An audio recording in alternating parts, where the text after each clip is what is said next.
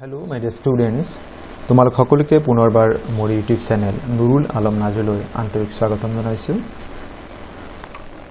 আজি আমি এই ভিডিঅ'টিত পৰীক্ষা হলত আমি যেতিয়া ছাত্ৰ-ছাত্ৰীসকল যাব, যেতিয়া পৰীক্ষাৰ্থীসকল যাব, তেওঁলোকে কি কৰিব লাগে, কি কৰিব নালাগে, আমি এই বিষয়ে জানিবৰ বাবে এই ভিডিঅ'টি প্ৰস্তুত কৰা হৈছে। পৰীক্ষা হলত যেতিয়া যাব পৰীক্ষাৰ্থীৰ কি কৰণীয় থাকে আৰু কি কাম কৰিলে ক্ষতি হ'ব, গতিকে আমি সেই কথাখিনি আমি এই ভিডিঅ'টিত বিতংকৈ জানিম। আহাচোন বাৰু আমি বিতংকৈ জানি লওঁ। প্ৰথমতে আমি জানি লওঁ কি কাম কৰিব লাগে, সেইখিনি আমি জানি লওঁ। পিছত আমি জানি ল'ম ভিডিঅ'টিৰ পৰৱৰ্তী খণ্ডত যে আমি কি কাম কৰিব নালাগে। প্ৰথম কাম হৈছে যে পৰীক্ষাৰ্থী এজন মানে যিজন কেণ্ডিডেট হয় তেওঁলোকে নিৰ্দিষ্ট কোঠাত তেওঁলোকৰ বাবে নিৰ্দিষ্ট কৰা আসনত বহিব লাগে। যেতিয়াই যিকোনো এক্সাম চেণ্টাৰত যোৱা যায় তেতিয়া কোন ৰোল নাম্বাৰ কোনটো ৰুমত আছে সেইখিনি কাৰণে বৰ্ডত ইনষ্ট্ৰাকশ্যন দিয়া থাকে। তাৰপিছত সেই ৰুমটোত যিটো পাৰ্টিকুলাৰ ৰুমত সেই ৰোল নাম্বাৰটো আছে সেই ৰুমত গৈ তেওঁলোকৰ বাবে যিখিনি নিৰ্দিষ্ট কৰি দিয়া আসন থাকে, যিটো চিট আছে, চিট প্লেন তাত লগোৱা থাকিব, গতিকে সেই আসনত গৈ বহিব লাগে। প্ৰথম কাম হৈছে সেইটো। আৰু প্ৰথম দিনা পৰীক্ষাৰ যেটো কেম্পাস থাকে, পৰীক্ষাৰ যেটো সেন্টাৰ থাকে, তাত অন্য দিনতকৈ অলপ আগত যাব লাগে। প্ৰথম দিনা আমি সিটটো বিচাৰিব লাগে, কাৰণ হেতুৱে একেখন ৰুমত একেটা ৰুমতে বাকি পৰীক্ষাসমূহ অনুষ্ঠিত সাধাৰণতে হয়। দ্বিতীয় কামটো হৈছে পৰীক্ষাৰ যেতিয়া আমি হলত যাওঁতে আমি লগত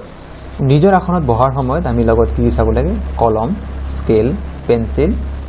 এইখিনিত আমাক লাগিবই। ইয়াৰ উপৰি আমাক তিনিটা দৰকাৰী বস্তু, এটা হৈছে এডমিট কাৰ্ড, ৰেজিষ্ট্ৰেশ্যন কাৰ্ড আৰু ভেকচিনেশ্যন চাৰ্টিফিকেট, এইখিনি আমি লগত লৈ বহিব লাগে আৰু তিনিটা অৰিজিনেল লাগিব। গতিকে আমাৰ যিখিনি লিখাৰ যিটো সামগ্ৰী, কলম, স্কেল, পেন্সিল, আমি এই যিখিনি আমাক আছে এইখিনিত আমাক লাগিব। ইয়াৰ উপৰিও আমি এডমিট কাৰ্ড, ৰেজিষ্ট্ৰেশ্যন কাৰ্ড আৰু ভেকচিনেশ্যন চাৰ্টিফিকেট, এই তিনিটা আমি দৰকাৰী কাগজ আমি লগত লৈ বহিম। পৰৱৰ্তীত আমি গম পাম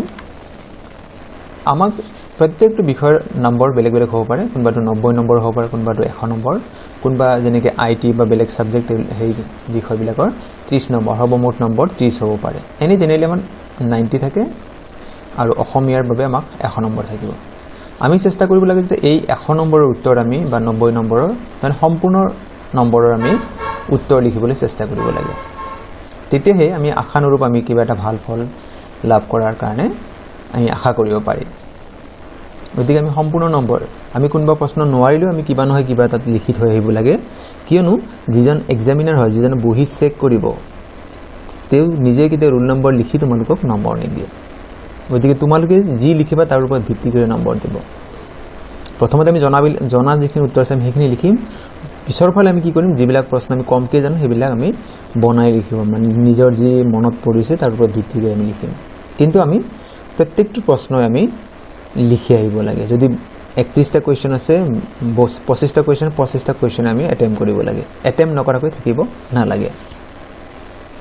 আৰু কিবা কাৰণে যদি গম পাইছে যে কোনোবা প্ৰশ্ন ভুল আছে, সেই প্ৰশ্ন লিখিবই লাগে, কাৰণ সেইটোত মানে সকলোকে নম্বৰ দিয়া হয়। কিন্তু তাত এটা চৰ্ত থাকে, যিসকলে সেই কুৱেশ্যনটো এটেম্প কৰিছে তেওঁলোককহে তাত সম্পূৰ্ণ নম্বৰ দিয়া হয়। পৰৱৰ্তী কথাখিনি হৈছে যে আমি প্ৰথমৰ পৰাই সময়ৰ প্ৰতি সজাগ হ'ব লাগে। যিহেতু তোমালোকে ঘড়ী পিন্ধি যাব নোৱাৰিবা, প্ৰত্যেক যি তোমালোকে যিটো ৰুমত পঢ়ি পৰীক্ষা দিবা প্ৰত্যেকটো ৰুমতে কি থাকিব, ঘড়ীৰ ব্যৱস্থা থাকিব। গতিকে তোমালোকে সজাগ এইটো কাৰণে হ'ব লাগে যে আমাৰ 3 ঘণ্টা পৰীক্ষা, আমি 1 নম্বৰৰ প্ৰশ্নৰ বাবে যিমান সময় দিম 2 নম্বৰ তাতকৈ বেছি সময় দিব লাগিব, যাতে আমাৰ সময়ৰ নাটনি নহয়। আমি যদি প্ৰথমৰ পৰাই আমি সময়ৰ প্ৰতি সজাগ নহওঁ তেন্তে কি হ'ব, আমাৰ পিছৰ ফালে উত্তৰ লিখিবলৈ আমাৰ বহুত সময় কি হয়, সময়ৰ নাটনি হয়। বহুত সময় আমাৰ এনেকুৱাও শুনা যায় যে হয় মোৰ প্ৰশ্নখিনি মুখস্থ আছিল বা মই প্ৰশ্নৰ উত্তৰটো জানো বা মই লিখিব পাৰিলোহেঁতেন, কিন্তু মোৰ হাতৰ স্পীড কম বা মই প্ৰথমতে ভবাই নাছিলোঁ ইমান হ'ব, তেতিয়া আমাৰ কি হয় উত্তৰবিলাক আমি জনা উত্তৰো ৰৈ যাব। আৰু তেতিয়া সেয়া বৰ আমাৰ বাবে অনুতাপৰ কথা। গতিকে আমি প্ৰথমৰ পৰা আমি যদি কনচিয়াছ হওঁ যে নাই মোৰ ইমান টাইম আছে, ইমানখিনি মই লিখিব লাগিব, তেতিয়া কি হ'ব, প্ৰথমে যদি আমি অলপ স্পীড খৰকৈ লিখোঁ তেতিয়া আমাৰ এই অসুবিধাটো আমাৰ নহয়। আমি যেতিয়া উত্তৰবিলাক লিখিম আমি কি কৰিব লাগে কটাকটি নকৰাকৈ লিখিব লাগে সাবসিকুৱেন্টকৈ লিখিব লাগে এইটো এটা বহুত দৰকাৰী কথা আৰু সঠিক প্ৰশ্ন সঠিক নম্বৰত লিখিছানে নাই সেই বিষয়ে সতৰ্ক হ'ব লাগে আমাৰ বহুতৰ কি হয় যে আমাৰ যেটো পৰীক্ষা বুলি আমাৰ অলপ স্ট্ৰেছ থাকে আমাৰ টেনচন অলপ থাকে গতিকে কোৱেশ্চন নম্বৰ 5 ত কোৱেশ্চন নম্বৰ মই 5 ৰ আনসাৰ লিখি আছো এতিয়া কোৱেশ্চন নম্বৰ 5 হয় নে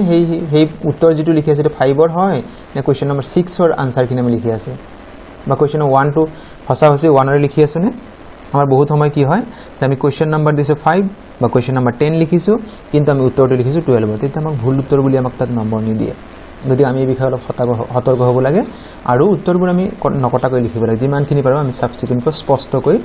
যিসকল পৰীক্ষক থাকিব তেওঁলোকে যদি বুজি পায় তেনেকৈ লিখিব লাগে হাতৰ আখৰ অত্যাধিক সৰু বা বহুত ডাঙৰ হ'ব না লাগে পৰীক্ষকে বুজিব পৰাকৈ স্পষ্টকৈ লিখিব লাগে ইতিমধ্যে মই আলোচনা কৰিলোৱে যে একেবাৰে সৰু হলেও মানে যিজন পৰীক্ষক তেওঁলোকে বহি চেক কৰিতে অসুবিধা পাব বা একেবাৰে বহুত বেছি ডাঙৰ হলেও হেতু কি হয় বৰ বেছি ভাল নহয় গতিকে আমি এটা মিডিয়াম সাইজৰ আমি হাতৰ আখৰবিলাক লিখিব লাগে বুজিব পৰাকৈ স্পষ্ট হ'ব লাগে এইখিনি কথা আমি মনোযোগ দিব লাগে আটাইবোৰ প্ৰশ্ন লিখা হোৱাৰ পিছত আমি ভালদৰে চাব লাগে যাতে কোনো প্ৰশ্ন উত্তৰ লিখিবলৈ বাকি নাই আমি এইটো চাব লাগিব যে আমি ভাবি লৈছো যে ইংৰাজীৰ প্ৰশ্ন কাকতত আমাৰ 32 কোৱেশ্চন আছে প্ৰত্যেক 32 কোৱেশ্চনে মই এটেম্প কৰিছো নে গতিকে সেই কাৰণে আমি কি কৰিব প্ৰথমে আমি সময়টো চাব লাগে যে আমি 2 ঘণ্টা 40 মিনিট বা 2.5 ঘণ্টাত আমি লিখি শেষ কৰিবৰ কাৰণে টাৰ্গেট ল'ব লাগে যাতে সেইখিনি সময় হলে হাতত থকা 15 বা 20 মিনিট বা 30 মিনিট আমাৰ যি থাকে সেইখিনি সময় আমি আকৌ প্ৰত্যেকটো প্ৰশ্ন ভালদৰে পঢ়ি চাব পাৰো বা সকলো প্ৰশ্ন উত্তৰ আমি এটেম্প কৰিছো নে নাই বা কোনবাটো বাকি ৰৈছে আমি সেইখিনি চোৱাৰ কাৰণে আমাৰ সময় মিলে কাৰণ হাতত যদি সময় থাকে তেতিয়াহে কিবা কাৰণে যদি কোনো প্ৰশ্ন বাদ পৰিছে আমি তেতিয়া লিখিবৰ কাৰণে আমি সময় পাম এতিয়া আমি আটাইবোৰ প্ৰশ্ন লিখা হৈছে না হেকি আমি কিয় লিখিব লাগে তাৰ এটা কাৰণ আছে কিয়নো পৰীক্ষা বহিত আমি কিমান জানো তাৰ ওপৰত নম্বৰ নিদিয়ে আমি কিমান লিখিছো তাৰ ওপৰতহে নম্বৰ দিয়ে এটা কোনবা হয়তো ক'ব পাৰে স্যাৰ মই আটাইকেইটা জানিছিলো তাৰ বাবে কেতিয়া নম্বৰ দিয়ে নহয় আমি কিমান লিখিছো কিমান শুদ্ধকৈ প্ৰশ্নত বিচাৰ ধৰণে লিখিব পাৰিছো তাৰ ওপৰতহে নম্বৰ দিয়া হয় যদি তোমালোকে এই কথাটো বৰ মনোযোগ দিবা যে আমি কিমান জানো তাৰ ওপৰত কেতিয়া নম্বৰ দিয়া হয় কিমান শুদ্ধকৈ কিমান পৰীক্ষায় বিচাৰ ধৰণে আমি কিমান লিখিব পাৰিছো সুন্দৰকৈ উপস্থাপন কৰিছো তাৰ ওপৰতহে আমাক নম্বৰ দিয়া হয় এইখিনি আছিল আমি পৰীক্ষাত কৰণীয় কাম এটা পৰীক্ষাত পৰীক্ষাৰ্থীসকলে কি কাম কৰিব নালাগে সেই বিষয়ে আমি জানো হা প্ৰথম কথা হৈছে যে আমি আমাক যেটো প্ৰশ্ন কাকত দিয়া থাকিব তাত একো লিখিব নালাগে আমাক যোগ বিয়োগ কৰিবৰ কাৰণে যদি অংকৰ বা বিজ্ঞানৰ বিশেষকৈ এটো হয় আমি পৰীক্ষাৰ বহিতে আমি ৰাফ ওয়াৰ্ড বুলি আমি লিখিলে যিকোনো পেজ আমি ব্যৱহাৰ কৰিব পাৰো আমি লগত হেকানে কাগজ লৈ যাব নালাগে গতিকে প্ৰশ্ন কাকতত একো লিখিব নালাগে আবা আমি বহুতে পৰীক্ষাত বহুতে কি কৰে উত্তৰবিলাক লিখি আমি বহুতে দেখা যায় শেয়াৰ কৰি থাকে গতি হেইটন কৰিব নালাগে কাৰণ এনে কৰিলে আমাক পৰীক্ষাৰ পৰা বহিষ্কাৰ কৰি দিব এক্সপেল কৰি দিব পাৰে দ্বিতীয় কথা পৰীক্ষা হলত আমি কথা বতৰা পাতিব নালাগে আমি নিশ্চয়খিনি গমে পাইছো পৰৱৰ্তী কথাখিনি হৈছে যদি কিবা কাৰণে মই ওয়াশৰুম যাব লাগে যে মই যদি ইউৰিনেল যাব লাগে হৈছে তে এইটো তোমালোকে মনোযোগ দিবা যে 2 মিনিটতকৈ বেছি সময় বাহিৰত থাকিব নালাগে কাৰণ 2 মিনিটতকৈ বেছি হলে পৰীক্ষাৰ দায়িত্ব থকা ব্যক্তিসকলে এক্সপেল কৰি দিব পাৰে যদি আমি সেই কথাটো মনোযোগ দিব লাগে যে ওয়াশৰুম যাব লাগে হলে 2 মিনিটতকৈ যাতে বেছি আমি বাহিৰত না থাকো সেই কথাটো আমি মনোযোগ দিব লাগে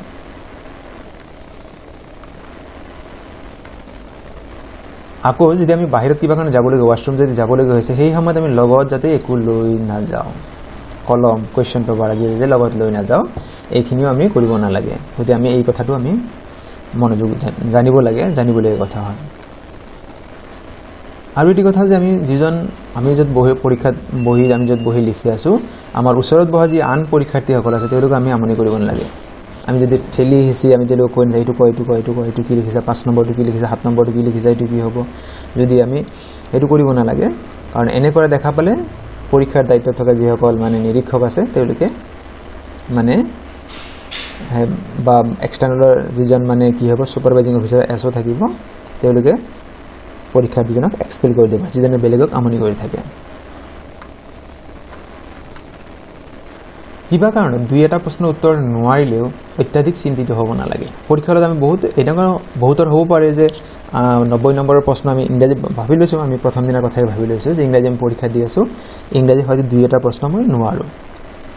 এনে ক্ষেত্ৰত আমি দুই এটাৰ আমি যেতিয়া প্ৰশ্নটো পোৱাৰ লগে লগে গম পাইছো যে মই ইমান নম্বৰ 7 নম্বৰ 8 নম্বৰ এনেকা বা কিমান নম্বৰ প্ৰশ্নটো মই নোৱাৰো তাৰ বাবে অত্যাধিক চিন্তিত হ'ব না এনে হলে কি হ'ব পাৰে যে আমি যিবিলাক উত্তৰ জনা উত্তৰবোৰ লিখিত আমাৰ ভুল হোৱাৰ বহুত চান্স থাকে গতিকে আমি বহুত বেছি টেনচন ল'ব নালাগে যে দুই এটা নোৱাৰিছো ঠিক আছে বাৰু বাকি ভাবি লৈছো যে আমি 10 নম্বৰ নোৱাৰো আউট অফ 90 10 নম্বৰ হলে আমাৰ কি হয় 80 মাৰ্কছত আমি আনসাৰ কৰিব পাৰিম গতিকে আমি এই 80 ত আমি কনসেন্ট্ৰেট কৰিব লাগে আমি এই যেটো নোৱাৰাৰ কাৰণে বহুত বেছি যদি আমি টেনশন লও তেতে কি হ'ব পাৰে বাকি জনাখিনি আমাৰ কি পাৰে ভুল হ'ব পাৰে গতিকে আমি কথাটো বৰ গুৰুত্ব সহকাৰে ল'ব লাগে আৰু এটি বহুত দৰকাৰী কথা পৰীক্ষা গৃহত নকল কৰিব নালাগে এইটো বহুত দৰকাৰী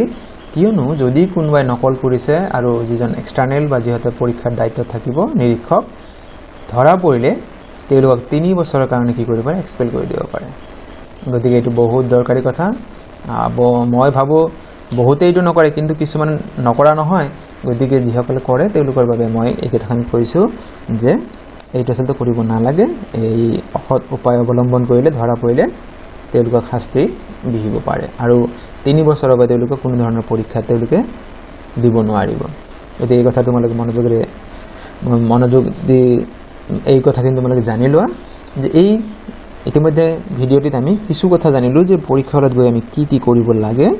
আৰু কেনেকৈ কি কাম কৰিব নালাগে এই কথা কিন্তু তোমালোকে নিশ্চয় বুজি পোৱাত অসুবিধা হোৱা নাই আৰু বিশেষকৈ তোমালোকে টাইম মেনেজমেন্ট আমি সময় নিৰ্দিষ্ট সময়ৰ ভিতৰত আমি বহি জমা দিব লাগে সেই কথা কিন্তু তোমালোকে মনত ৰাখিবা আৰু তোমালোকে কি হ'ব যেতিয়া 3 ঘণ্টা সময় পাৰ হৈ যাব তোমালোকে হলতে বহি থাকিবা যিসকলে নিৰীক্ষকৰ দায়িত্ব আছে তেওঁলোকে তোমালোকৰ বহি ল'ব তাৰ পিছত তোমালোকে ওলাই আহিব লাগে মৰমৰ ছাত্ৰ-ছাত্ৰীসকল যদি তোমালোকে মোৰ উপস্থাপন ভাল পাইছে আৰু মোৰ চেনেলটি সাবস্ক্ৰাইব কৰা নাই মোৰ চেনেলটি সাবস্ক্ৰাইব কৰিব বুলি আশা থাকিল আৰু কাষত থকা বেল আইকনটো প্ৰেছ কৰি দিলে পৰৱৰ্তী সময়ত মই যিমান ভিডিও আপলোড কৰিম তাৰ নটিফিকেশন সমূহ পাবা আৰু মোৰ ভিডিওসমূহ লাইক কমেন্ট আৰু শেয়াৰ কৰিবা আৰু আজিৰ এই ভিডিওটি সম্পূৰ্ণকৈ চোৱাৰ বাবে তোমালোকলৈ অশেষ ধন্যবাদ